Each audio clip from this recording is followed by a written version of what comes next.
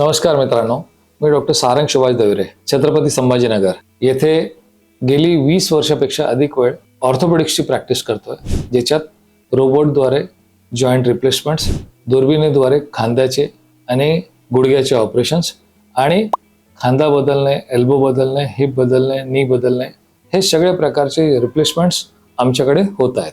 तुम्हाला अधिकचं जाणून घ्यायचं असेल तर तुम्ही आमच्या वेबसाईटला व्हिजिट करू शकता. आज आपण ऐकूयात अँकल बद्दल आणि टाचेबद्दल.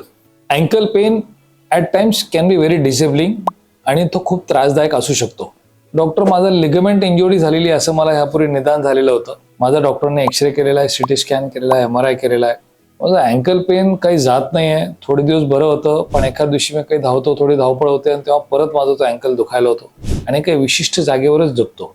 अशा परिस्थितीत कदाचित तुम्हाला ATFL इंजुरी असू शकते. Anterior talofibular ligament is the commonest to be injured in a grade 3 inversion sprain. Maximum sprain planter flexion आणि इन्व्हर्शनचे असतात, जे सर्वसामान्यांमध्ये आढळतात. अपवादात्मक वेगवेगळ्या प्रकारच्या दिशेने झालेले स्प्रेन असू शकतात, पण त्याच्यासाठी तुम्हाला नजीकच्या डॉक्टरांना तुमच्या सगळ्या तपासण्या घेऊन भेटायची गरज असते. ATFL इंजुरी बद्दल बोलायचं ठरलं तर जेव्हा फ्रेश इंजुरी झालेली असते, जेव्हा लिगमेंट्स जे असतात ते बऱ्याचदा बहुतांश केसेसमध्ये फिब्युलर एंडने इंज्युअर होतात आणि त्या केसेसमध्ये त्यांना सुरुवातीलाच अगदी एक्सरे नॉर्मल असला तरी डॉक्टर तुम्हाला प्लास्टर लावणे असा सल्ला देऊ शकतात, जे कधीही पेशंटसाठी उत्तम आणि उपयुक्त असतं.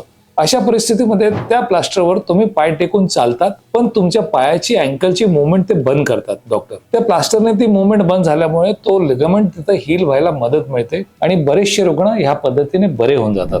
डॉक्टर एक्सरेत त्या डॉक्टरांनी आम्हाला फ्रॅक्चर नसताना सुद्धा प्लास्टर लावायचा सल्ला दिला. तो त्यांनी कदाचित योग्यच दिला होता, कारण त्या ठिकाणी त्यांनी तुम्हाला ATFL ची दाट शंका घेतली होती. तुम्हाला खरोखर ATFL ची खात्री करायची तर तशा परिस्थितीत तुम्हाला MRI करणं आवश्यक होऊन जातं. MRI मध्ये आपल्याला ATFL दिसतोय, मार लागून बराच अवधी झालाय, अगदी 4-5 महिने होऊन गेलेत, वारंवार अँकल स्प्रेन होतोय, फिरून जातोय आणि आपल्याला खेळण्याचा धावण्याचा कॉन्फिडन्स कमी कमी होत चाललाय.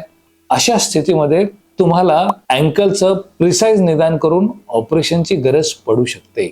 बॉस्ट्रॉम सर्जरी नावाचा एक तो प्रकार असतो, जो ओपन किंवा दुर्बिणीद्वारे सुद्धा करता येतो.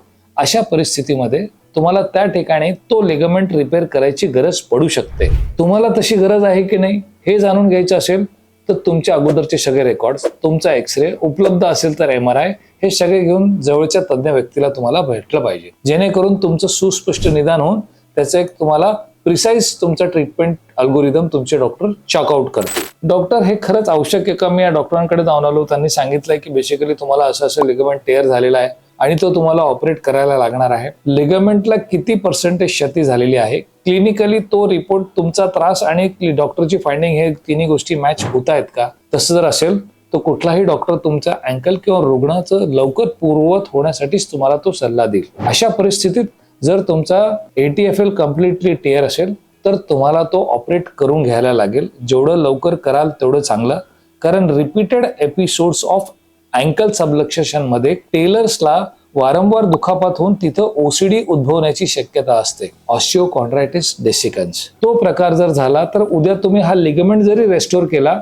तरी OCD लवकर सेटल होत नाही. तर आपल्याला आपण सर्जरी टाळण्यासाठी कदाचित दुसरा अजून एक दुखावा आपण अंगावर ओढून घेत तर नाहीये, हे सुद्धा तुम्ही जाणून घेतलं पाहिजे. त्यासाठी तुम्ही तुमच्या नजीकच्या डॉक्टरांकडे, ज्यांनी यापूर्वी असे काही ट्रीटमेंट्स झालेले आहेत, असे सर्जरीज केलेले, त्यांची तुम्ही भेट घेतली पाहिजे. थँक्यू. मित्रांनो, आपण मगाशी जे ऐकला हा जो सायंटिफिक कंटेंट आहे, हा जर तुम्हाला रुचला असेल, तुम्हाला याच्यातलं कंटेंटने तुम्हाला तुमची माहितीत भर झाली असेल असं जर तुम्हाला वाटतं तर कृपया आमच्या चॅनलला सबस्क्राईब करून लाईक करा. थँक्यू.